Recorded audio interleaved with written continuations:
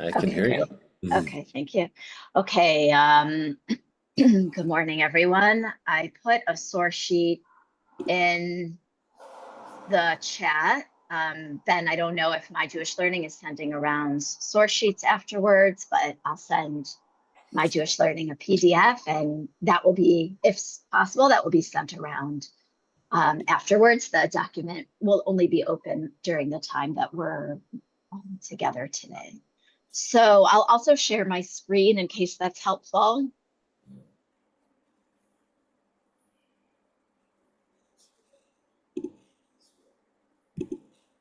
Okay, great. And I'll make the text bigger too, and I'll adjust my screen so I can see as many of you as possible.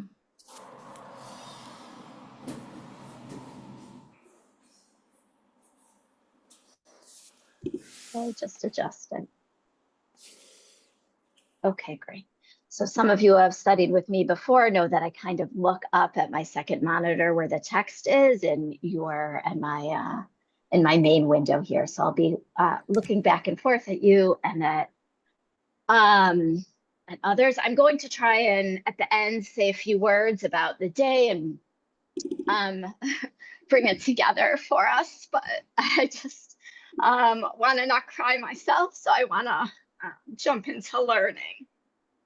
So I also want to give Rabbi Sharon Brous credit and just honor her for a moment. You may have heard of her new book called The Amen or the Amen Effect.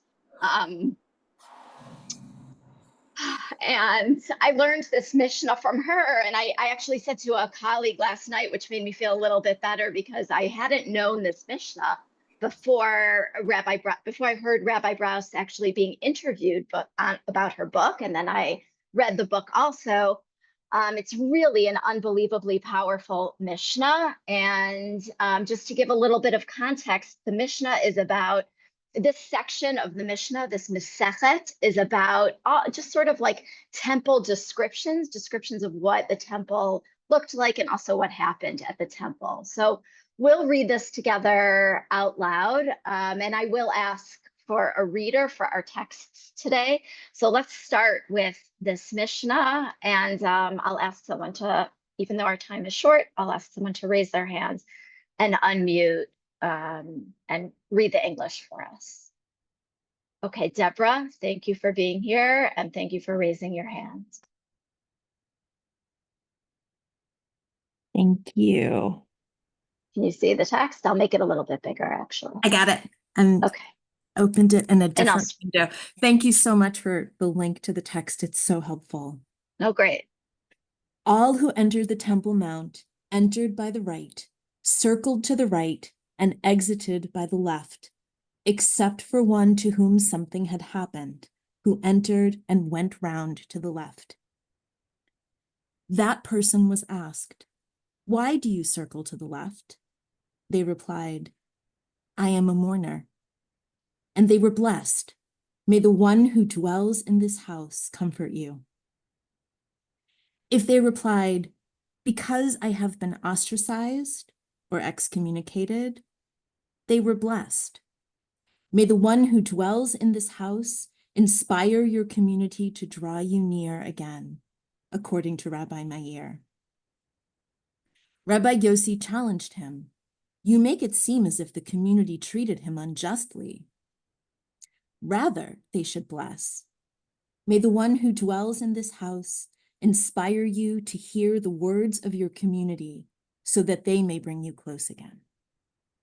Okay, thank you so much. So we're going to focus on I know the directions are a little bit confusing, the way people circled, but the idea is that when people made a pilgrimage to the temple, and that was, according to our tradition, required 3 times a year, Passover, Shavuot, and Sukkot. When Jews went to the temple in Jerusalem in order to offer a sacrifice with the priests and the Levites, they would circle in general, the general population would circle one way.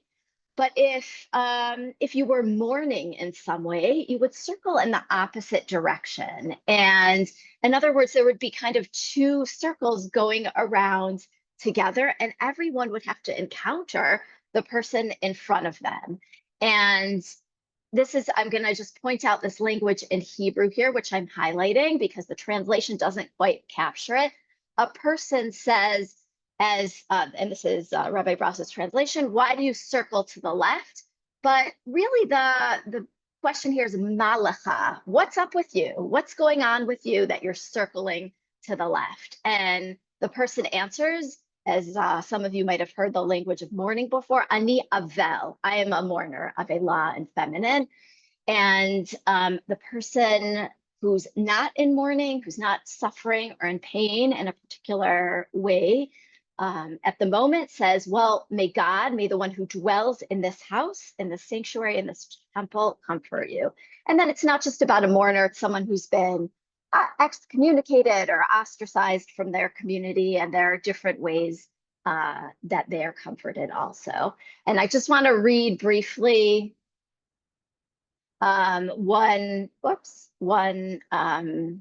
just one brief snippet from Rabbi Brause's book that I think is beautiful, but her book is really, it's not a difficult read, and it's relatively short, and there's so many beautiful passages in it.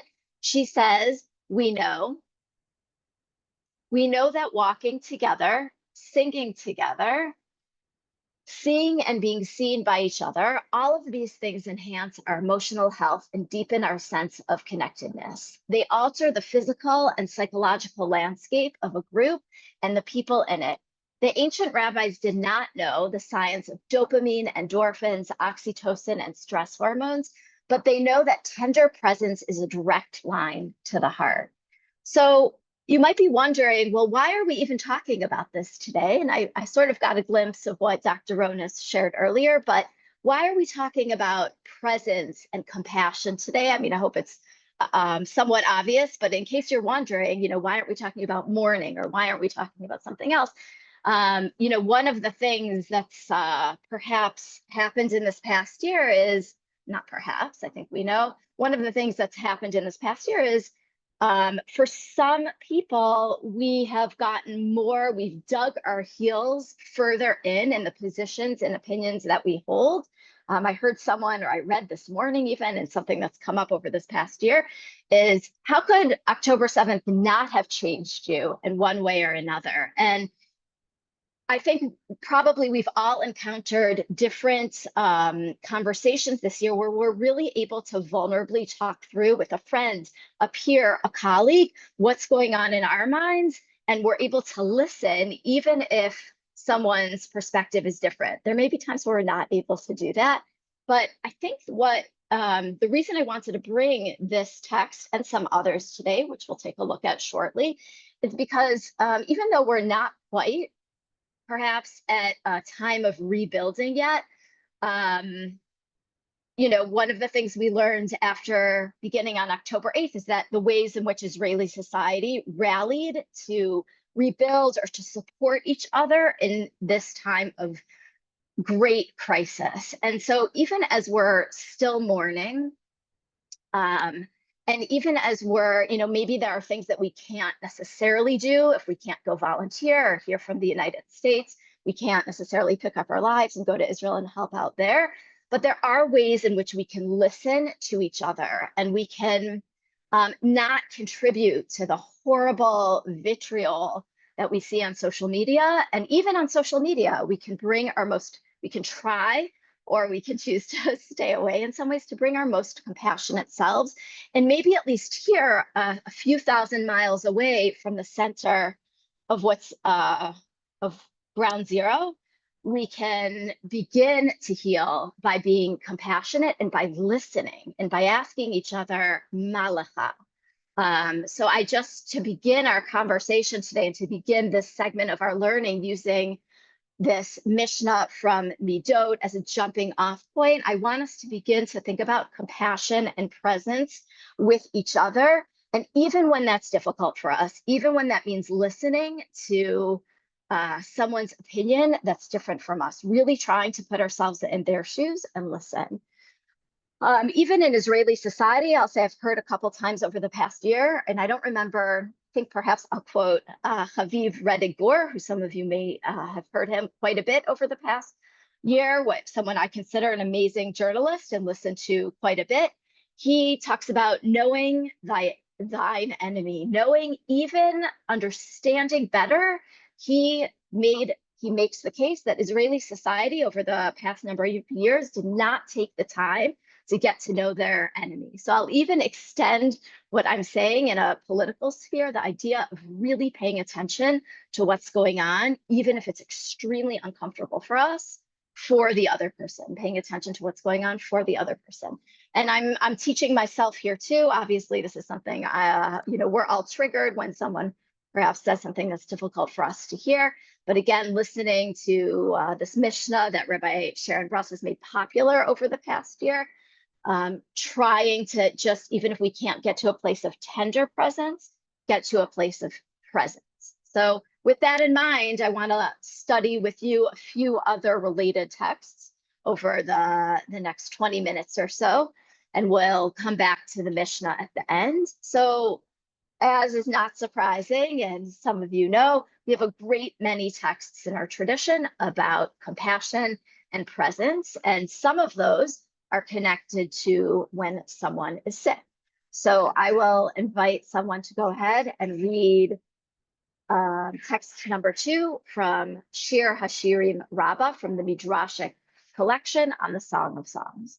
So may I ask someone to go ahead and raise your hands and unmute. Okay, Rafi, Roxanne Clark, thank you for raising your hands. You're welcome. Okay, let me see if I can. So it's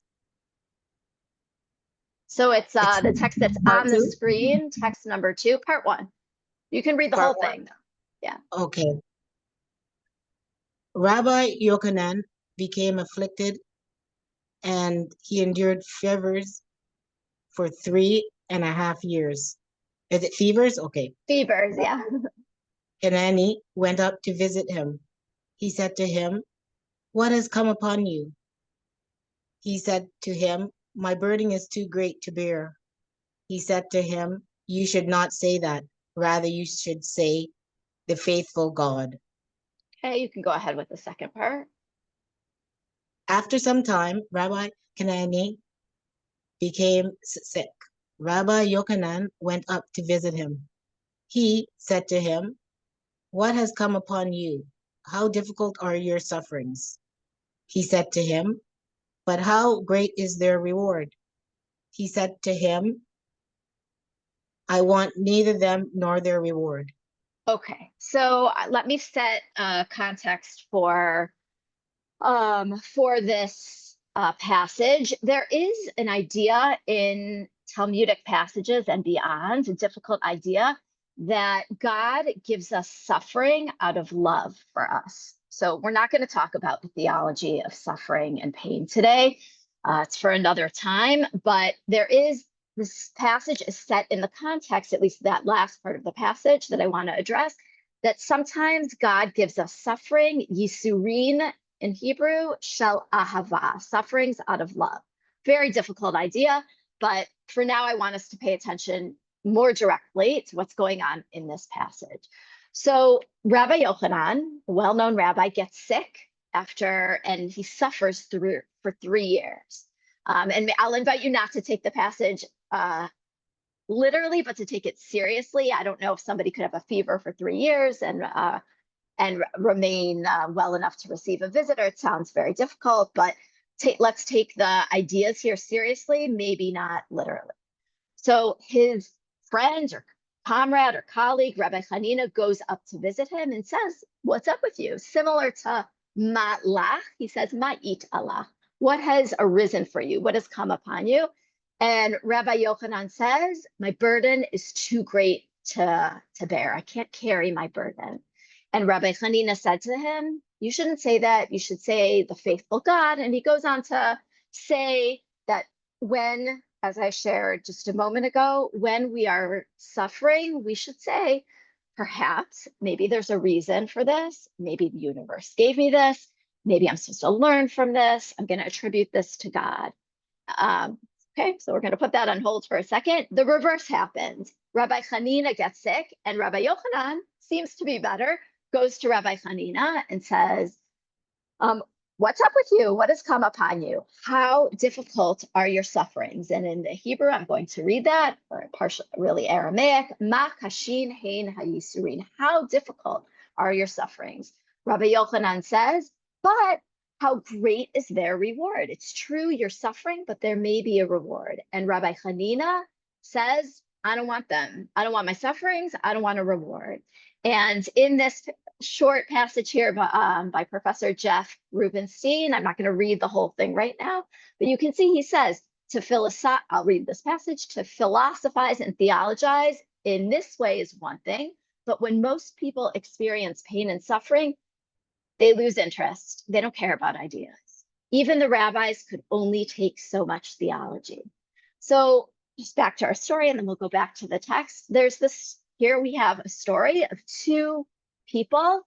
First, one go visits one of them, and then the other person go visits the other. And they both seem to be struggling to say the right thing. Neither, as we see, is really pleasing or comforting to the other person, to the person who's suffering. And finally, we get toward the end of this passage, I don't want my suffering and I don't want a reward for it, which is where you could say that this is really where the rabbis in this passage land. They acknowledge that ideas and theology, it's great, when we're well and we can pontificate together and analyze together about what might be how we understand the suffering of a person in the world who does not seem to deserve that suffering. But it doesn't really matter. What does matter? It's just really about being present with that person. And there's so many other texts. I want to just jump ahead a little bit and then I'll pause. There's so many other texts in our tradition that acclaim visiting the sick, that place visiting the sick before Cholim on a high level. And we read, anyone who visits an ill person, we're not going to read the full text here, takes away 1/60th of that person's suffering. So we know we can't, when we visit someone or we try and make a shiva call, we try and visit someone during the time that they're mourning, we try and be there when someone is in pain or suffering, we can't certainly take that away, but we can just be there for that person. So this is where I want to pause, not just because I'm crying, but I've been talking really quickly and I apologize. It's a short time and teachers are, like to have a lot of time. So I apologize for talking so quickly, but hopefully you'll have a good source sheet in front of you to review. I do want to pause and ask you, we'll ask for 1, 2, or 3 comments before we read a final text here and bring it back to our original Mishnah, since that's the goal of our studying today, to learn more Mishnah. The idea that comes through out of these texts that really our tradition, there's lots of approaches to suffering in our tradition, but really when someone is suffering, what is clear is that we should really be present and ask, Malach, what's up with you? What's going on for you? Perhaps not in the way that I just ad-libbed, not necessarily what's up when someone is suffering, but we should be there and inquire, and maybe coming up with reasons for a person. Oh, maybe there's a reason for your suffering. Maybe you should think about God. That's just not effective when someone is suffering. If that person themselves is able to say, maybe there's a reason I'm suffering. Maybe there's a reason this happened to me. All we can do as a supporter is listen and perhaps not debate, but just listen and be there. But for us to say to someone, that's usually one of the worst things that we could say to someone when they're suffering or in pain. Oh, it's not so bad. Maybe there's a reason. Our tradition comes to teach us, even when we are there for someone, we can't take their pain or suffering away, but we can do something. Maybe we can take a little bit away from them just by being there, being a comfort to them, and being a support and being a presence as Rabbi Bross describes so beautifully. She says, the rabbis know that tender presence is a direct line to the heart. And I would say sometimes we can't even be as tender as we want to be, but we can be present physically, or we can be present emotionally. So I'm going to go ahead and pause here after 3, 4 texts and just hear how this might be landing on you in these moments on October 7th, a year after the atrocities on October 7th, 2023.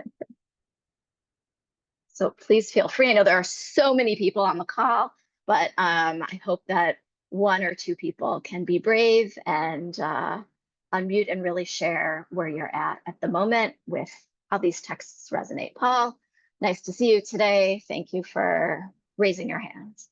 Thank you, Abby. Nice to see you too. Thinking about these texts, October 7, it's very difficult, right? But reading about the suffering and so on, I think what we do as people is sometimes when we speak to people that are in a bad place or they're suffering, is it's almost dismissive. Like when you say, maybe there was a reason. I think it's more for ourselves to try and make ourselves feel better.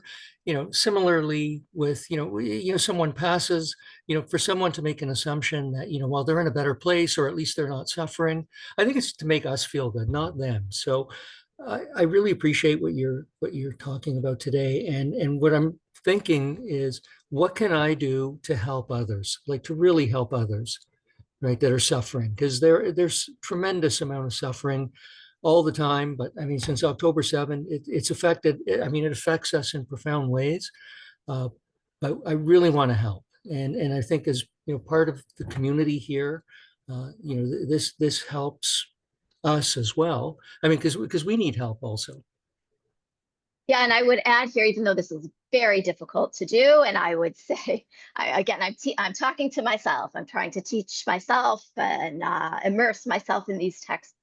Also, that sometimes, unfortunately, as adults, people aren't always going to intuit everything that we need or want in the moment, and we have to say, like, I just need you to be present with me today, right now. Even though, that's not always an easy thing to do, but maybe these texts can also inspire us to say to our friends and our loved ones, please ask me, or please say, Mala, what's up with you? What's going on? How can I be there for you?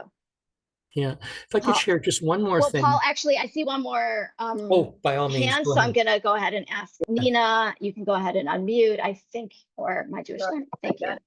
Nina, thank you. What I did, this was the only thing I could do, and I've done all along since October 7th, is I've reached out to family in Israel. I visited twice, but I reached out always to say, I love you, I'm thinking of you.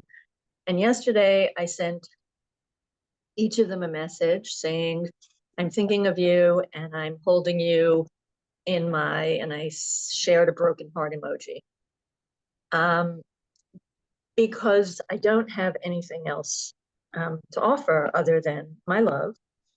And I have been touched and humbled by how much that small gesture means.